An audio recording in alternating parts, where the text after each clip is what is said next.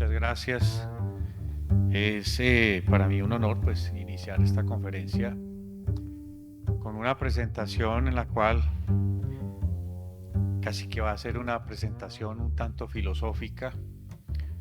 Llevamos más de 3 décadas construyendo el marco conceptual que hoy en día pues existe en el mundo sobre qué es el riesgo, sobre lo que es la gestión del riesgo. Sin embargo, a pesar de la prisa, a pesar de la premura que nos implica a todos enfrentar el problema, hay una gran dificultad para lograr que la gestión del riesgo sea efectiva y que sea realmente parte de la agenda, ¿sí?, de la política pública y del desarrollo de nuestros países. Entonces, sí, efectivamente, yo me voy a referir a la necesidad de imaginar, y uso la palabra imaginar, los desastres en términos de algo muy importante que hemos insistido, y es que lo que no es dimensionado no puede ser administrado. Yo no puedo hablar de gestión del riesgo si no he evaluado, si no he estimado cuál es el riesgo y cuánto es el riesgo. Entonces me atrevo a decir que parte del futuro de la gestión del riesgo que debería ser que no hubiese gestión del riesgo. O sea, lo ideal es que no tuviéramos que pensar en la gestión del riesgo. Ese debería ser el futuro, la meta. Pero pues es una realidad, hay una cuenta de cobro en este momento en el mundo y eh, las soluciones van mucho más despacio eh, que la velocidad del problema. En consecuencia, yo me quiero referir a ese futuro de la gestión del riesgo porque necesitamos salir adelante con una temática que, como digo, no es nueva, ya llevamos unos 30 años hablando de este tema, un poco más. Entonces, pues lo primero para hablar de imaginar los desastres es prever que los hechos son inciertos, que los valores son discutibles, que la relevancia es alta y que las decisiones son urgentes. Esas tres frases representan el riesgo. Eso es hablar de riesgo, ¿sí? Y eso significa entonces una permanente inminencia o un vaticinio en víspera. El riesgo tiene cierta complejidad desde el punto de vista conceptual, intelectual, pero para empezar decir que el riesgo es consustancial al ser humano. Somos capaces de comprender qué es riesgo, pero no es fácil, ¿sí? ¿Por qué? Porque el riesgo representa algo que parece irreal e inasible, como que no está ahí, que se ubica en un tiempo futuro y que está asociado con algo que aún no ha sucedido. Si ustedes se ponen a pensar desde el punto de vista, ¿quién puede hacer esa previsión? ¿Quién es capaz de adelantarse y darse cuenta?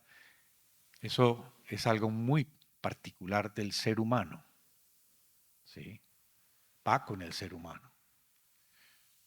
Su sentido tiene que ver con algo imaginario, algo escurridizo que parece situarse necesariamente en el futuro. Y solo pensando el riesgo como un becoming real, se puede entender su materialización y su esencia indefinidamente diferida. Hoy estamos en riesgo, pero todavía no se ha materializado. Entonces, no es un concepto fácil y tal vez la explicación de por qué la política pública, las instituciones, el mundo político, los ciudadanos, las personas, las comunidades, les cuesta tanto hacer algo en gestión del riesgo, es porque es algo que como que no está ahí, ¿sí? Como que es por allá. como que el riesgo es un problema de los demás, pero nosotros somos los demás de los demás. Porque todos decimos todo el tiempo, ¿por qué no hay gestión del riesgo? ¿Por qué es tan difícil? Bueno, creo que este primer ingrediente es fundamental, porque el riesgo es, y pongo es entre comillas, virtualidad real o realidad virtual.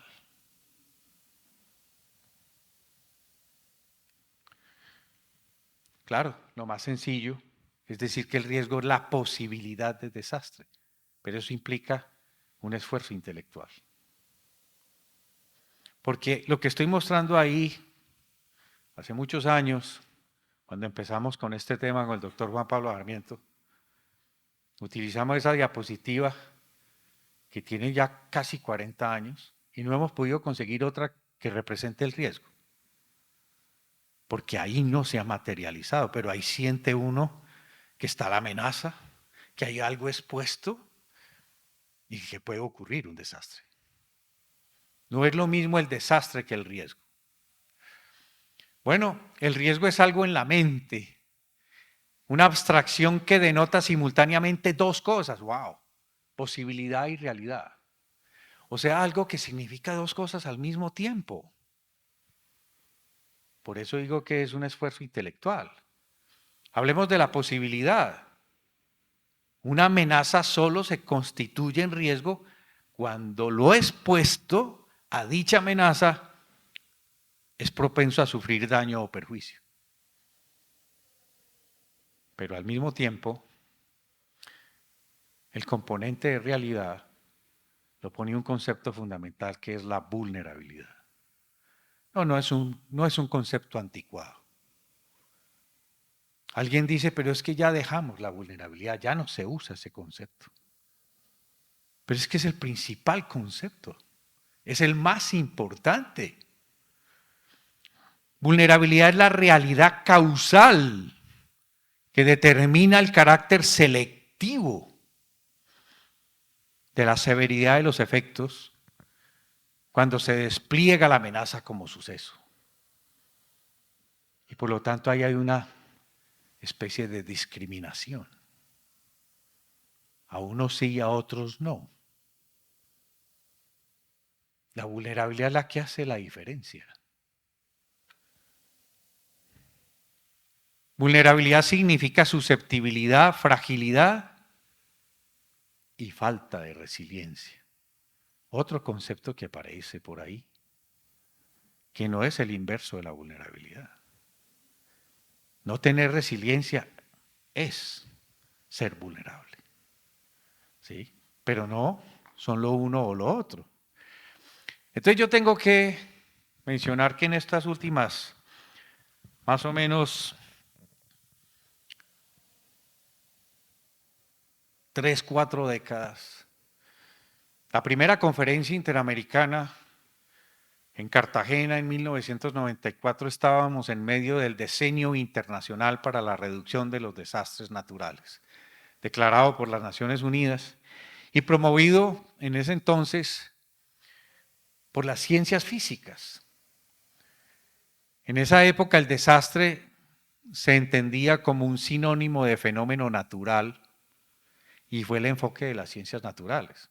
Los sismólogos, los meteorólogos, todos los zoólogos que pensaban en el fenómeno, cosa que ahora está pasando un poco similar con el tema del cambio climático, que como que le estamos poniendo mucho cuidado al fenómeno. Y acá voy a hablar de la vulnerabilidad, que parece como un concepto que se perdió en alguna parte. Bueno, en esa época también las ciencias aplicadas, la ingeniería, la planificación urbana, la geografía, fue capaz de decir que el desastre era resultado de la ausencia de resistencia física. Los ingenieros, ¿sí? Pero ahí hay algo que ya está inmerso que acabo de mencionar. La vulnerabilidad está ahí, incorporada.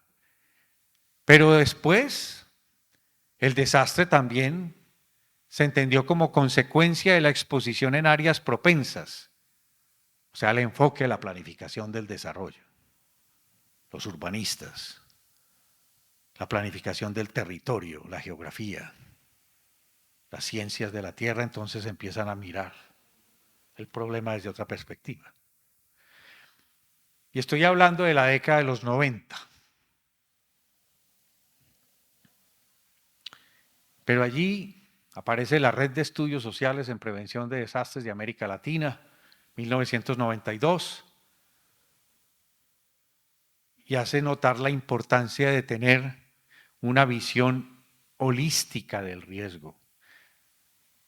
Algo así que el desastre es como un problema de desarrollo no resuelto.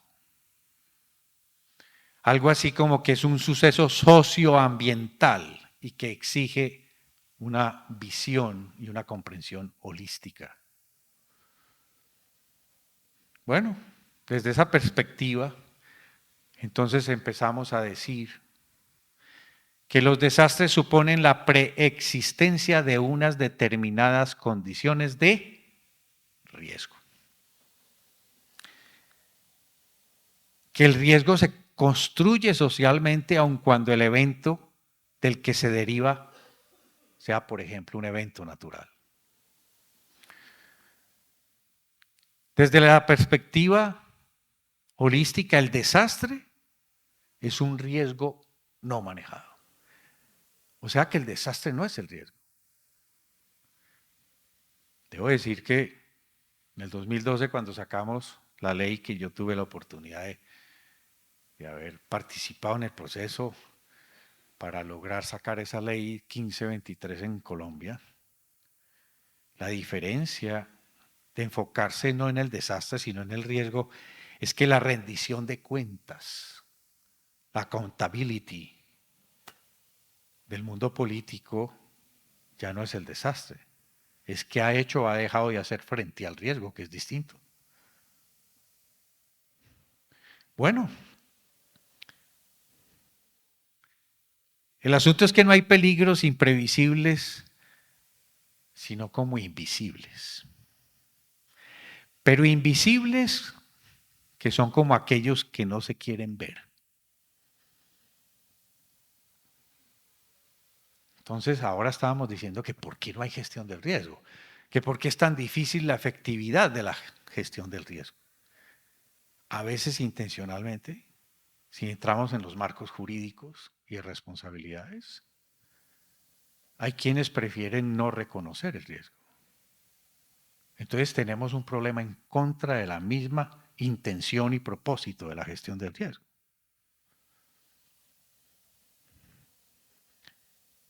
Pero, perdónenme, no se trata de futuro, se trata del presente.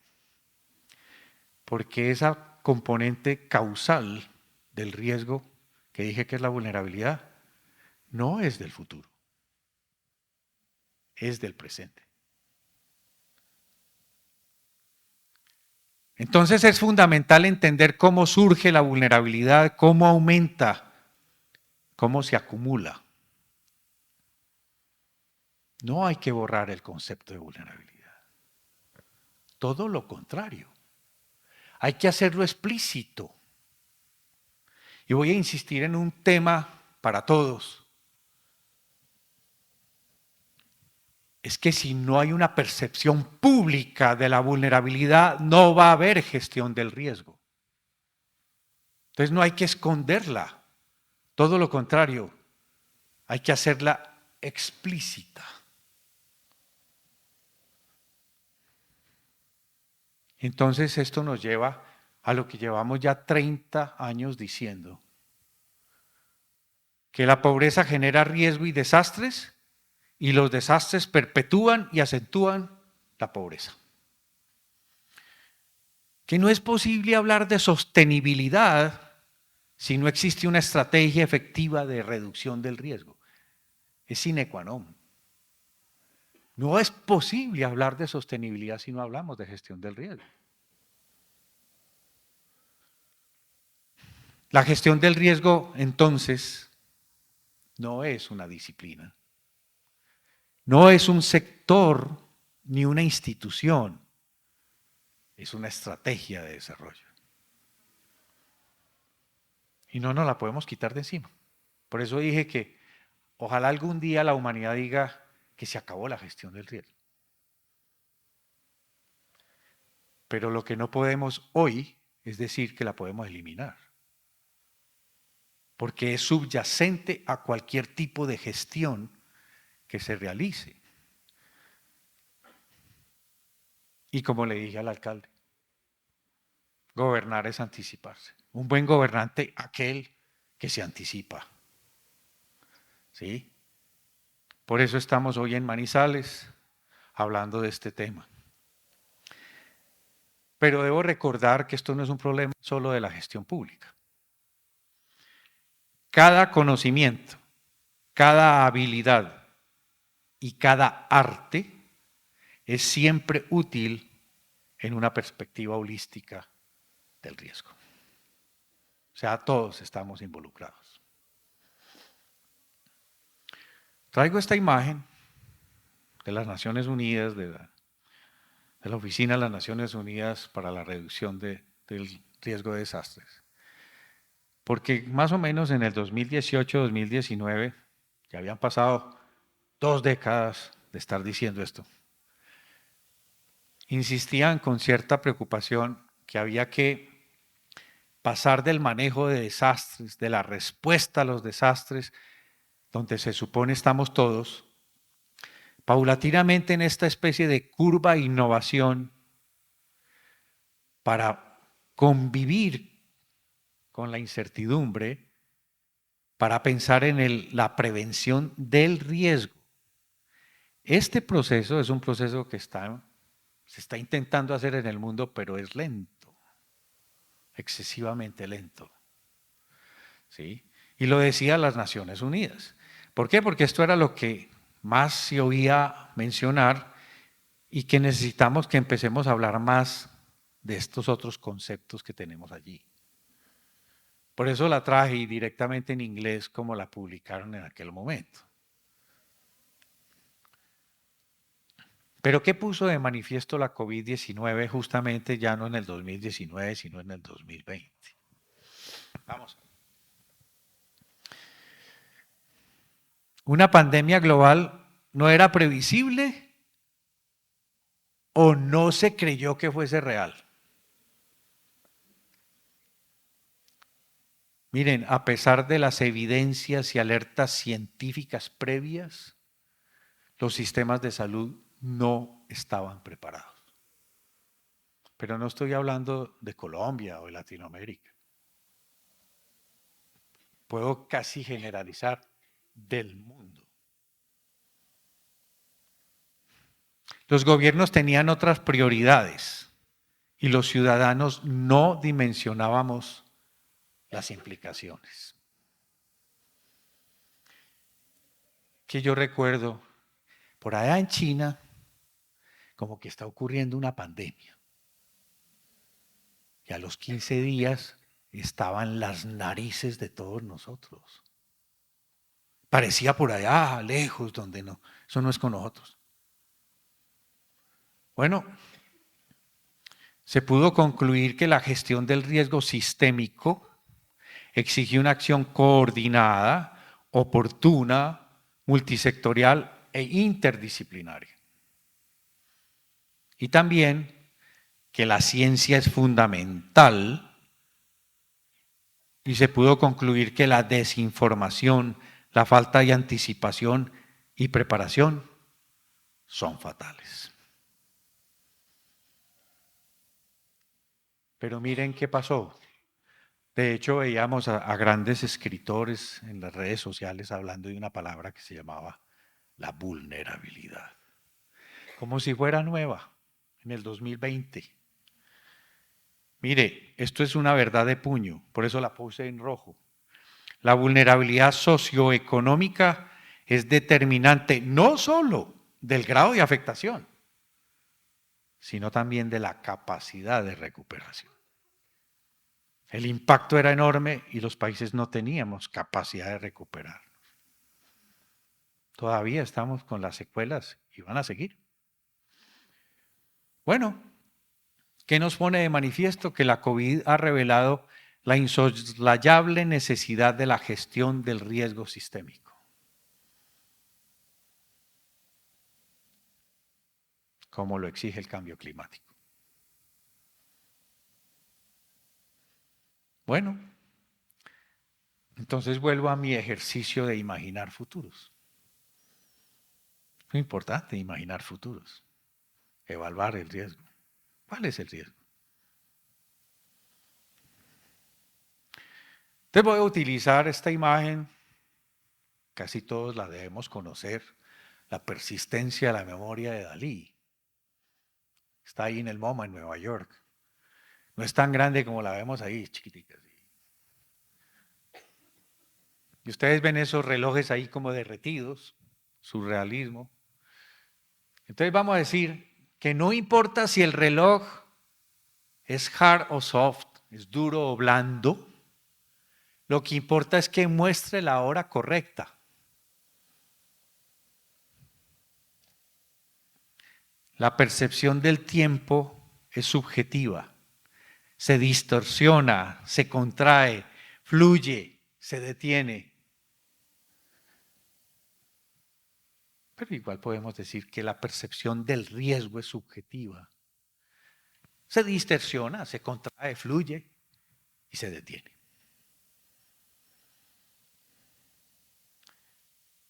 El tiempo es una noción útil, como lo es la noción del riesgo.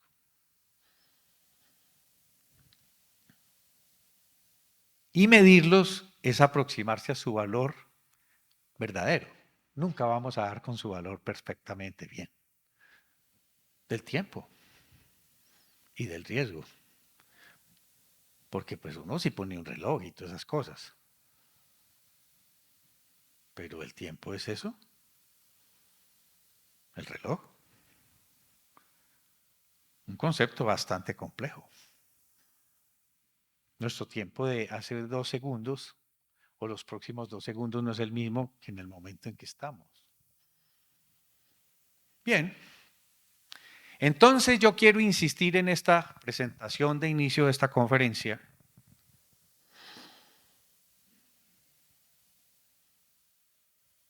en que ese imaginar futuros es medir, modelar el riesgo. Y que el futuro de la gestión del riesgo depende de esa modelación y de cómo comunicamos ese riesgo. No solo hay que estimarlo y dimensionarlo, sino comunicarlo. Y si no lo hacemos, y en forma robusta, más que precisa, por lo que acabo de decir del tiempo y el riesgo, no va a haber gestión del riesgo. O sea, el futuro de la gestión del riesgo depende de imaginar el riesgo. Bueno, modelar el riesgo permite crear historias de mundos futuros que son plausibles, pero no sabemos, son desconocidos. Y ahí está la incertidumbre con la que hay que convivir.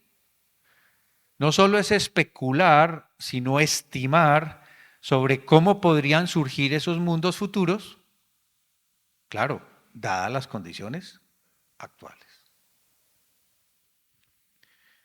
La planificación de escenarios demuestra que la atención al futuro ayuda un montón, aumenta la capacidad de actuar en el presente.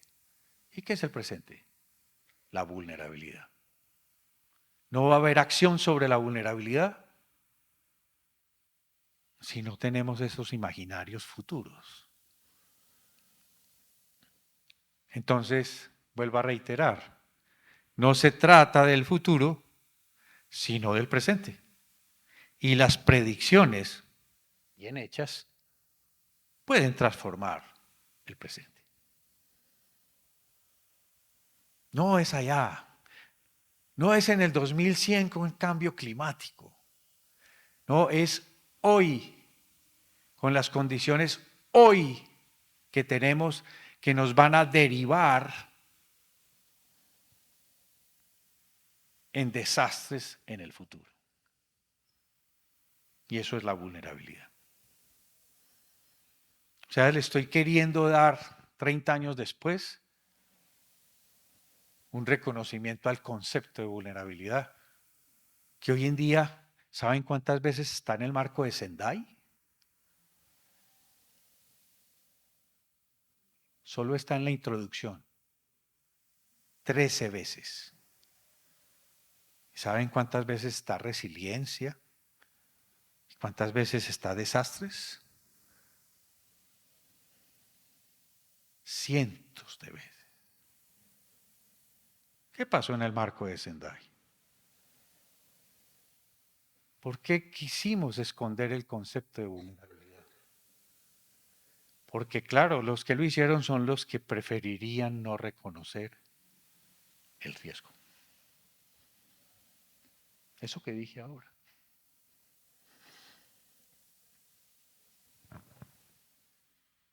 El mundo lo tenemos ahí, por donde nosotros miramos, cada cual tiene una interpretación del mundo, lo ve de alguna forma, pero siempre hay formas de ver las cosas. Por ejemplo, mire, aquí debe haber una cantidad de especialistas que ven así. Y uno dice, ¿y cómo hacen para ver esas cosas? Bueno, eso no es pecado. Esa es la maravilla de la humanidad, la diversidad, la capacidad de ver con tantos lentes, prismas, la realidad. Bueno, para decidir hay que medir y lo que no es dimensionado no puede ser administrado. Así empecé hablando el día de hoy. Pero hay quienes dicen que eso es como medir lo inmedible. Sí, nos criticamos y decimos, no, eso no se puede medir. No. A ver, la verdad es que medir el riesgo es medir el grado de verosimilitud. Es una maravilla. El grado de verosimilitud. Pero aquí hay unos que se la saben todas y dicen eso es lo mismo que el grado de posibilidad. Hay una palabra que se llama la probabilidad. La verosimilitud es la probabilidad. Pero mire lo que dice después esta presentación. Por eso dije que es una cosa muy intelectual, ¿no? El mundo es lo que ocurre, o sea, lo que acaece. Pero la probabilidad existe solo en forma de posibilidad de entre comillas, no estar todavía en acto. Algo existe sin todavía ser. Son conceptos, me va a decir, está usted muy filosófico hoy. Pero es que jugamos con esos conceptos. Y la gestión del riesgo va a depender de que esos conceptos los tengamos claros y los apliquemos debidamente. Bueno, es la física sirviéndose de la matemática y la matemática sirviéndose de la física. Eso no es pecado. Omar Darío, usted es un fisicalista. Ay, a mucho honor. Reduccionista. Ay, sí, claro, me encantan los aforismos. Por ejemplo, vivir envejece. Uf, eso es un aforismo. Y eso es ser reduccionista. Y cuando uno es un buen reduccionista es capaz de ponerlo claro, preciso y como toca, en el lenguaje que toca. Entonces, yo tengo unos amigos que los quiero mucho, que están varios aquí, de la Red de Estudios Sociales en Prevención de Desastres. Me dice, Omar Darío, usted es un fisicalista. Y yo, sí, a mucho honor. Gracias, gracias por decirme eso. ¿Por qué? Porque para medir la falta, por ejemplo, de información, tenemos herramientas para medir la incertidumbre. Y eso es lo que nos va a ayudar a entender muchas cosas dentro de muchas otras, del riesgo. Bien. Oh, aquí me hizo una... Esta, vamos a ver si funciona. Parece que no.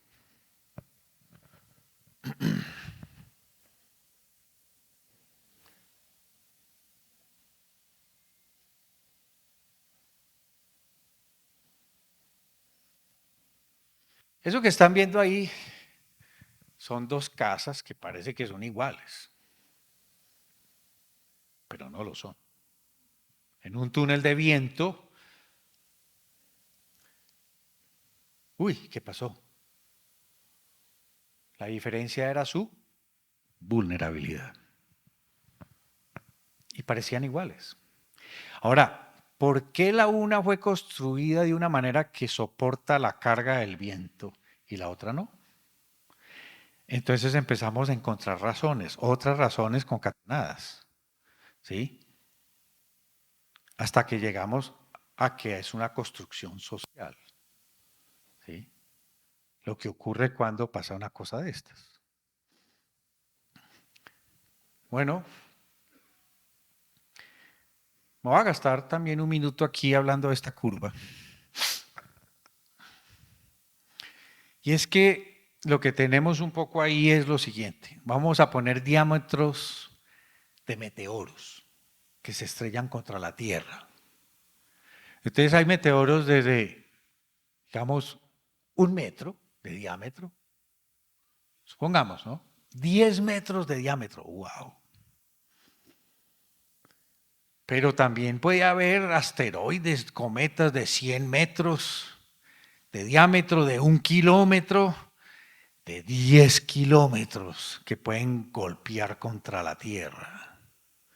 Wow. Lo que estamos viendo aquí en el eje de las ordenadas es cada cuánto más o menos pareciera en promedio que ocurren esas cosas. Entonces, claro, los de 1 metro pues ocurren entre cada hora y cada día y casi que semanas. A veces uno se pone por la noche a mirarlos y los ve pasar. ¿Sí? Bueno, pero los de 10 metros, 100 metros, ya la cosa es con unas frecuencias del orden de milenios o millones de años. Y los de 1 kilómetro y 10 kilómetros, pues a lo mejor son del orden de los 100 millones de años. ¿Ok? Pero hablemos de las consecuencias. El diámetro del cráter que ocurre en la Tierra o en la Luna, que pues también puede que la Luna sea el que... ¿sí? Claro, la diferencia con la Tierra es que lo que puede pasar aquí, el cráter, pues en realidad estos que son tan pequeños se fragmentan porque tenemos la atmósfera. En la Luna sí pega. Sí pega porque no hay atmósfera. Pero mire, uno de 100 metros puede hacer un cráter de varios kilómetros. Uno de 1 kilómetro puede hacer un cráter de varias decenas de kilómetros. Y bueno, el problema es que este devasta una región a escala continental. Este aniquila la agricultura y trastorna la civilización. Y uno como este aniquila la mayoría de las especies. Ya pasó. La última extinción fue hace como 64 millones de años. Y es que fue un asteroide como el tamaño del Monte Everest que le pegó a la Tierra. Como de 10 kilómetros ahí, 8. Un poquito más chiquito. Pero lo que les quiero mostrar en esto, te van a decir, ¿y usted por qué le fascina eso? Me fascina la curva de excedencia de pérdidas. La curva de excedencia de pérdidas no se lo inventaron los probabilistas. es una ley de la naturaleza. Está en la naturaleza. Maravilloso. Porque es que creen que es un grafiquito que uno pinta porque calcula la pérdida anual esperada, la curva de excedencia de pérdidas, la pérdida máxima probable. Y resulta que eso está en la naturaleza, es una ley de la naturaleza. Y hay alguien que me dice, no, Margario, es que a mí no me gustan los métodos probabilistas, porque yo no creo en ellos. Yo sí, yo sí. Bueno, entonces ese ejercicio de imaginar futuros, considerando la naturaleza aleatoria de los eventos y de sus efectos, nos hace preguntarnos cosas como, ¿cuáles eventos son más o menos frecuentes y con qué severidad? La curva que estaba mostrando ahorita. Solo que ya no es con meteoros. Puede ser con huracanes, con terremotos, con inundaciones, con incendios forestales. ¿Sí? ¿Cuánto pueden ser las pérdidas en lapsos, por ejemplo, de 10, de 50? Ahí estábamos hablando de hasta de millones de años, de 100 o más años. Es decir, ¿con qué frecuencia de ocurrencia pueden ocurrir esas pérdidas? ¿O cuál es su tasa de excedencia? Es la misma curva que estaba mostrando hace un momento. Bueno, y si eso lo puedo calcular, podría, por ejemplo, calcular cuánto sería la pérdida anual promedio. Algunos que la conocen la llaman la average annual loss, la pérdida anual esperada, que es la mejor forma que se conoce en el mundo para evaluar el riesgo. Hasta ahora. Es el mejor indicador, bastante insensible a la incertidumbre. Claro, ¿y en dónde se pueden concentrar esas pérdidas? ¿Y qué pérdidas y con qué frecuencia sería inaceptables, evitables o despreciables? Entonces aquí, por ahí estábamos hablando ayer de esto. ¿Qué riesgo es inaceptable? Porque hablamos del riesgo aceptable, por eso es puro cuento. No, no, no. Oiga, no hay forma de que digamos, mire, este riesgo es inaceptable. Como sociedad no nos lo podemos permitir. ¿No será que eso es lo que nos está haciendo falta? Definir qué es un riesgo inaceptable. Y, por ejemplo, que nuestra legislación no solo tenga régimen especial. Oiga, pues esta propuesta que les hago. Porque hay desastre. El régimen especial de contratación y todo esto. Sino porque el riesgo es inaceptable. Es decir, que es la prioridad de un gobernante antes que cualquier cosa. Entonces le demos las herramientas jurídicas y de contratación, por ejemplo, para que no porque hay desastre, sino porque el riesgo es inaceptable, en que tenemos un régimen especial de contratación y de estas cosas. Y ahí es que empezamos a tocar lo jurídico, ¿sí? Lo social. Pero mientras no tengamos estándares de qué es evaluar el riesgo, esto que estoy diciendo no va a pasar. Espero que en los próximos 10, 20, 30 años logremos instalar en nuestras legislaciones de nuestros países el régimen especial para el riesgo inaceptable, pero hay que saber cómo se mide el riesgo y cuál es el referente y tiene que haber unos estándares para eso, porque sabemos que hay herramientas para hacerlo. Ahora, ¿qué medidas entonces y acciones inmediatas o de mediano o de largo plazo se pueden tomar? ¿Y eso qué es? La gestión del riesgo, la reducción del riesgo, la adaptación al cambio climático. Bien. Ahí volvió a aparecer la curva de excedencia. Entonces aquí lo que tenemos es la tasa de excedencia anual de pérdidas y aquí estamos viendo las pérdidas. Unas pérdidas grandísimas ocurren muy rara vez. Recuerden que el inverso de la tasa de excedencia anual es el periodo de retorno. Bueno, entonces claro, medida de la frecuencia, probabilidad o de la verosimilitud, porque también me gusta esa palabra, ¿sí? Medir la verosimilitud. Y aquí en el eje de las X, pues mirar el tamaño del impacto. Y esa curva es así. Cuando hacemos gestión del riesgo, nos encontramos, por lo menos hipotéticamente, en que hay una capa que corresponde a pérdidas muy bajas, pero que ocurren con mucha frecuencia, o sea, tienen una alta probabilidad de ocurrir. Pero hay otras que es una probabilidad ya más bien como intermedia y son pérdidas un poco más grandes. Y hay otras que la probabilidad es baja, pero las pérdidas son altas.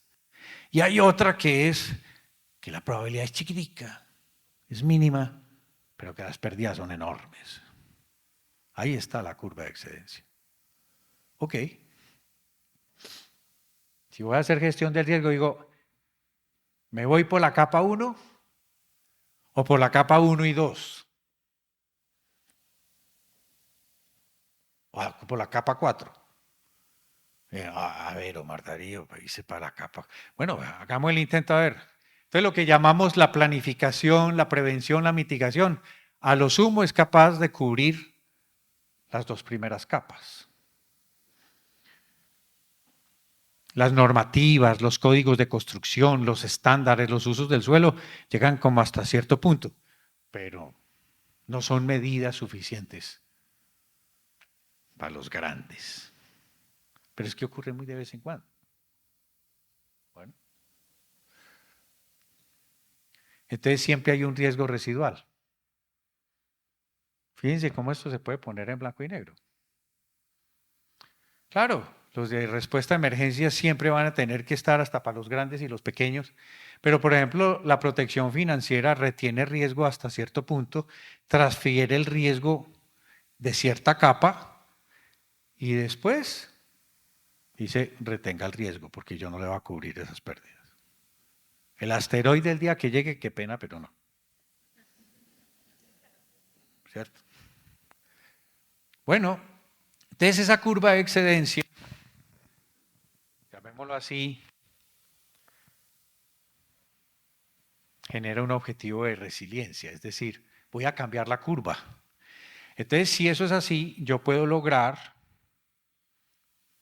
la reducción del riesgo con unas medidas, por ejemplo, de reducción de exposición, de vulnerabilidad, o la protección financiera como un complemento, ¿sí? Para tener cómo transferir el riesgo, o el manejo de desastres, que es la inversión para responder y recuperarse y rehabilitarse.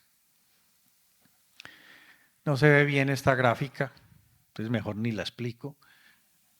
Pero es que yo sé que aquí les está sonando el cuento del riesgo inaceptable. Existe hace muchos años el concepto de la regional ARP, as low as reasonably practicable. Y Colombia lo hemos aplicado a algunos modelos que hacemos.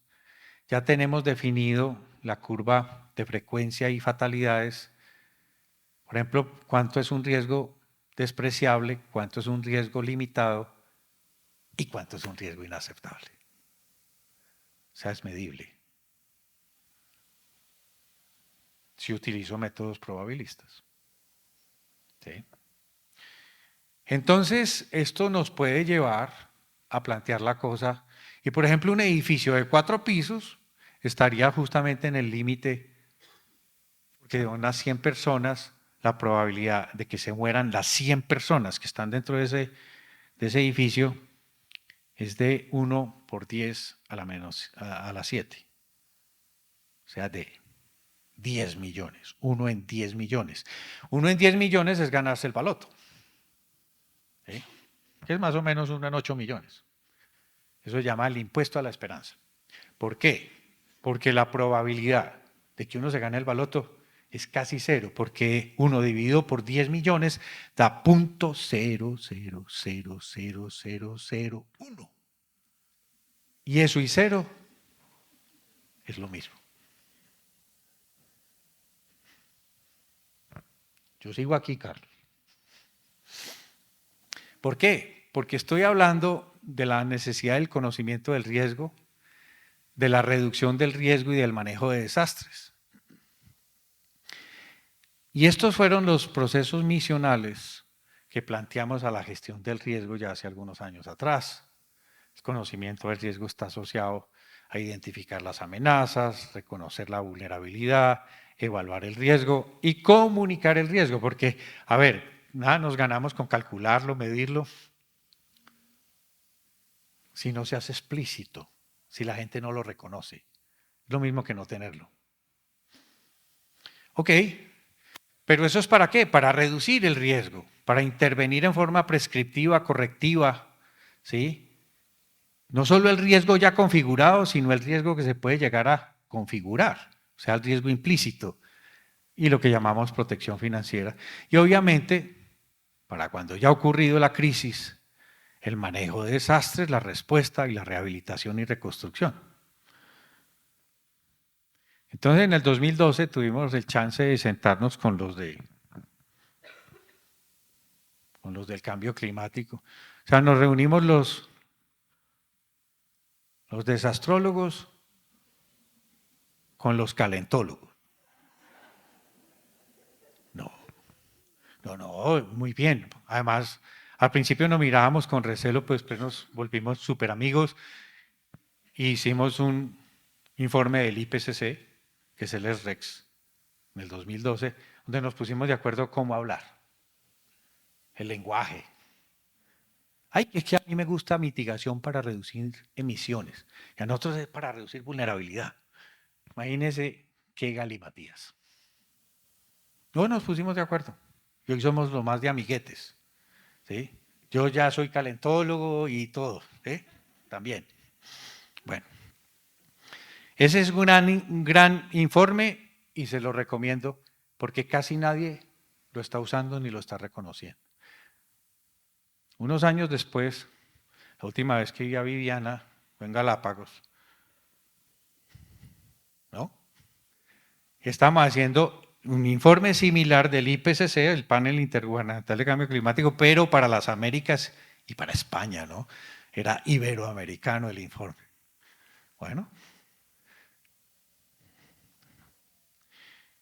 Entonces, ya que hablé de esto a propósito de un clima cambiante.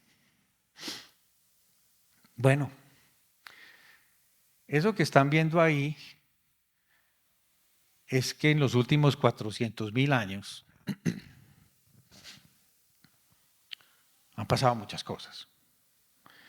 Y lo que están viendo ahí es cómo ha cambiado el nivel del mar, cómo se ha calentado el planeta, de acuerdo con los ciclos de Milankovitch. Pero también hay un detalle muy interesante, es la cantidad de CO2 en la atmósfera, que tiene una correlación con el grado de calentamiento de la Tierra y del nivel del mar. Ahora, nosotros aparecimos por aquí, o más, la agricultura por aquí. O sea que en los últimos 400.000 años sí que han pasado cosas, ¿no? Y no estábamos. Pero ahora que sí estamos, mire lo que pasó con el CO2. Entonces, antes de la era industrial, andábamos por 300 partes por millón de CO2 en la atmósfera y ahora ya andamos por 400 y tanto. ¿Y eso qué significa? Pues que se tiene que estar calentando el planeta. Bueno, si esa correlación es correcta. Vaya uno a saber si era solamente el CO2 o había otras cosas que estaban ocurriendo ahí en los últimos 400.000 años. Pero yo quiero hacer énfasis en esto. Eso que están viendo ahí es la cantidad de gases de efecto invernadero solamente en enero del 2006. Lo vamos a dejar un momentico que avance. Y miren cómo la cosa se va poniendo cada vez más complicada, sobre todo en el hemisferio norte. Nosotros por aquí, alguito sí, claro, algo generamos, ¿no? Pero, por ejemplo, Colombia produce el 0,4% de los gases de efecto invernadero del planeta. Solo el 0,4. O más, Costa Rica, el 0,02. Lo digo ¿por qué? Porque mire lo que está pasando ahí. Claro, cuando ya, no lo voy a dejar llegar hasta allá, cuando ya llega por allá agosto, septiembre y no sé qué, baja. Porque es que todos los años está pasando el proceso de generación de gases de efecto invernadero. Bueno,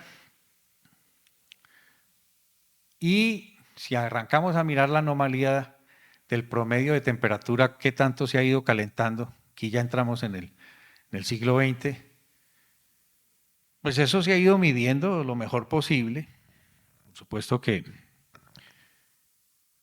la cosa pues no siempre es muy precisa, pero es importante. Miren lo que está pasando. Ya estamos en el siglo XXI y mire, manteniendo pues una escala relativa similar. Entonces, esas emisiones de gases de efecto invernadero dependen, ojo, de que en conjunto, en forma compartida, todos los países producimos emisiones en el planeta. No es solamente un país, no, todos los países al mismo tiempo. ¿Sí? Y dependiendo del desarrollo socioeconómico y del modelo de desarrollo casi, puede ser que nosotros pues, vamos a tener digámoslo así, como dice allá, Shared Socioeconomic Pathway, o este otro, que corresponde a una concentración, una trayectoria de concentración de gases de efecto invernadero y de CO2 equivalente que llamamos el RCP 8.5. Esto es en el 2100, pues estamos por aquí. No sabemos cómo va a ser, cuál de esos va a ser. Bueno, no sabemos cuál va a ser. Hay incertidumbre. Aún más, hay quienes lo llaman incertidumbre profunda. Bien, entonces voy a gastarme estos otros 5 o 10 minutos, Carlos, porque empecé tarde. Sí. En que mire lo que está pasando con la infraestructura. Pero yo quiero hacer un llamado de atención. Estos no son causados por cambio climático, sino por geoamenazas que pegan muy duro. Es verdad que las inundaciones ocurren con mucha frecuencia y acumulativamente son muchas pérdidas, pero cuando pega uno grande, de tipo de geoamenazas, pega muy duro. ¿Sí? Bueno, entonces con la Coalition for Disaster Resilience Infrastructure terminamos hace muy poco un estudio a nivel global con terremotos, tsunamis, deslizamientos, inundaciones, ciclones tropicales, sequía. De esto se va a hablar durante esta conferencia, va a haber conferencias, ponencias específicas sobre esto. Y claro, estos eventos hidrometeorológicos tienen aspectos relacionados con el forzamiento climático, el cambio climático, ¿cierto? Depende de esos escenarios futuros. Y esto se hizo para múltiples sectores de la infraestructura, para energía, carreteras, ferrocarriles, transporte, acueductos, comunicaciones, petróleo y gas, edificaciones, todo el planeta. Hoy en día tenemos herramientas informáticas que nos permiten hacer esto. Bueno, y obviamente cada uno de estos sectores se tienen que subdividir, por ejemplo, de carreteras en vías, plataformas, puentes, túneles, etc. Y desarrollamos un índice que se llama el GIRI. Aquí se va a hablar del GIRI en estas ponencias, que es una métrica o un marco conceptual de modelación del riesgo y de la resiliencia de los sistemas de infraestructura, ¿sí? Que respaldan las actividades socioeconómicas de los países. El GIRI da cuenta del riesgo de desastres con base a métricas probabilistas, incorporando el cambio climático a través de estimaciones basadas en probabilidad imprecisa. random sets, intervalos, ¿sí? Conjuntos aleatorios. Ahí está el doctor Gabriel Bernal que nos va a echar un cuento sobre eso tremendo. Entonces les digo que le pongan cuidado. El GIRI incorpora variables de contexto socioeconómico, amplifican el riesgo para capturar la naturaleza compleja e inciden en el desempeño de la resiliencia de cada país. Entonces, pues esa resiliencia, muy rápidamente decir que anticiparse y absorber es una de las capacidades que tenemos que medir, que tiene que ver con evitar, prevenir, predecir, tener robustez y resistencia en los elementos expuestos, resistir los daños. Pero también tiene que ver con prepararse y responder debidamente ante las crisis, que es el monitoreo, la alerta, la reacción eficiente, la movilización, afrontar la crisis, la redundancia, la continuidad del negocio y de los servicios. Y tiene que ver con la capacidad no solo de absorber el impacto, de responder ante él, sino de recuperarse, y es la rehabilitación, restauración rápida, reconstrucción, mejora, existe. Medir estas capacidades. Eso es medir resiliencia. Entonces es algo así. Si yo tengo aquí el desempeño de una infraestructura y voy bien y de pronto, estando al 100%, me genera un impacto, hay una caída en ese desempeño dependiendo de la capacidad de absorber el impacto. Y durante un lapso, para volver otra vez a tener ese 100%, tengo que pasar por la capacidad de responder y por la capacidad de restaurar, ¿sí? Y esto lo hemos medido teniendo en cuenta una cantidad de atributos o principios de la resiliencia. Ahí lo ven ustedes: robustez, modularidad, preparación, rapidez, ¿sí? Que están asociados a la manera como estamos calculando este índice de resiliencia a nivel mundial. Y entonces el GIRI es el área debajo de este trapecio, que no es lo mismo para un país que para otro. Esto para decir que utilizamos las pérdidas aleatorias, los cálculos catastróficos, y hemos venido utilizando esto con Naciones Unidas. En el 2015 se hizo un gran trabajo, por ejemplo, con el Global Assessment Report para dar la información del riesgo a nivel mundial. Después, en el 2017 se hizo el Atlas Mundial de Riesgo, y ahora recientemente se ha obtenido, por ejemplo, la pérdida anual esperada de todos los países con el GIRI, y hemos obtenido el GIRI para todos los países. Esto es una cosa que se va a presentar aquí. Andrew Musgrave y Mabel Marulanda lo van a describir aquí en la conferencia de cómo se hizo este informe a nivel mundial. ¿Sí? Es del año pasado. Y ahí está el GIRI. Son todos los países, no se alcanza a ver allá, ustedes no lo alcanzan a leer, ni yo. Y obviamente la barrita naranja es el GIRI y la barrita azul es el riesgo. ¿Sí? Y bueno, y por aquí está Colombia. Mal, ¿no? De 127. O sea, nos falta mucho por hacer. Bueno, pero también tengo que mencionar la estrategia de 2050, en donde también se va a hablar en esta conferencia. Tuvimos en cuenta el cambio climático para ver la estrategia al 2050 de Colombia en adaptación, teniendo en cuenta pues infraestructura, construcciones, el sector agrícola, los servicios ecosistémicos, donde por ejemplo en ese caso utilizamos cómo es el impacto por incendios de la cobertura vegetal, pero con las inundaciones en las construcciones, la infraestructura, lo mismo los huracanes, y en los deslizamientos nos fuimos por la red vial. Solo para mostrarles algunas imágenes, calculamos el riesgo en Colombia con cambio climático, pero hicimos una cosa muy importante que también los invito a que lo vean en las ponencias: calcular el riesgo con las medidas de adaptación, con las medidas de riesgo, de reducción del riesgo, para ver cuánto cambia, para ver cuál es su efectividad. O sea, en el modelo se pueden incluir la combinación de medidas de adaptación o las medidas de reducción del riesgo para ver su efectividad en reducir el riesgo y sacar la relación costo-beneficio si es que uno quiere hacer ese tipo de análisis. Eso lo hemos hecho aquí en Colombia, lo hemos hecho incluso a nivel local en algunas partes de Colombia, para el Ministerio de Ambiente y hemos obtenido el ranking de las alternativas utilizando lo que llamamos la toma robusta de decisiones, porque lo importante de los modelos no es que sean precisos, sino que sean robustos. Bueno, ahí está la pérdida anual esperada con diferentes climas en Colombia. Y lo que les puedo decir es que si este es el estado actual, el clima base, en todos los escenarios aumenta el riesgo con las diferentes situaciones de cambio climático.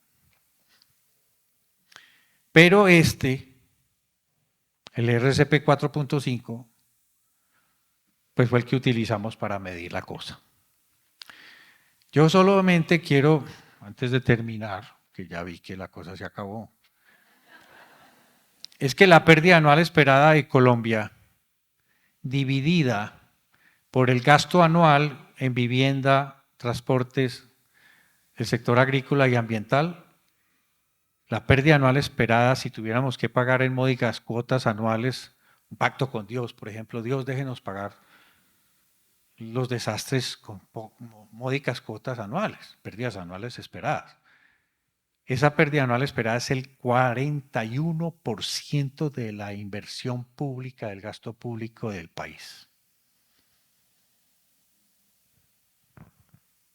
Ustedes verán cómo la ven. Y ahí sigue, por inundaciones, por deslizamientos. Y la pérdida máxima probable, como con los diferentes escenarios de cambio climático. Y aquí está lo que les había mencionado. ¿Cómo puedo reducir la pérdida anual esperada? Me devuelvo un segundo. Con los diferentes climas, si hago inversión pública a lo largo de los años. Y fíjense, aquí pasa una cosa muy interesante. No solo se pegan las curvas, o sea, se vuelve insensible al clima. Chévere, ¿no? Sino que llega a un límite de adaptación. Es decir, que si yo sigo invirtiendo, no va a reducir el riesgo. Esto que está pasando aquí es lo que estamos modelando y esto le generamos una agenda al gobierno nacional de los departamentos y esa agenda le dijimos, bueno, ya sabemos que esto es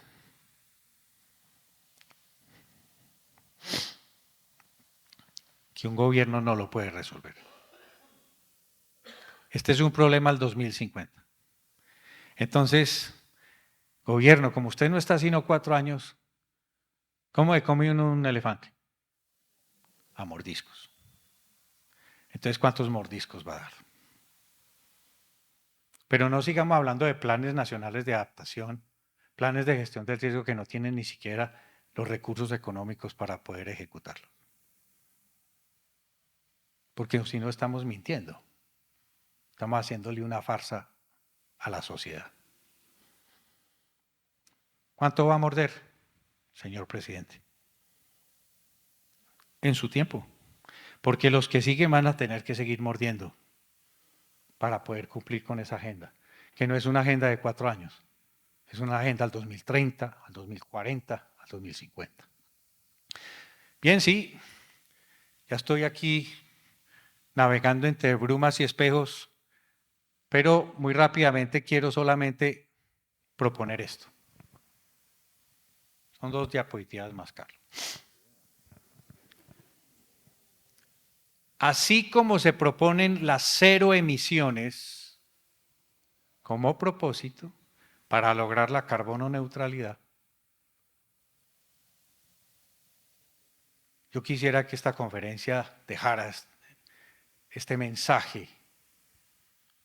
¿Por qué no proponemos la 0 vulnerabilidad como propósito para evitar la creación del riesgo? Y decirles que es un imperativo evaluar el riesgo en forma sistémica con incertidumbre profunda, que actuar sobre la vulnerabilidad y por lo tanto sobre el paisaje de riesgo existente y emergente es fundamental, que hay que definir una agenda de acciones con metas explícitas e inversiones específicas y esta que sí se las dejo ya para terminar, que sin la percepción pública de la vulnerabilidad se vivía ajeno a las condiciones que favorecen los desastres. Muchas gracias.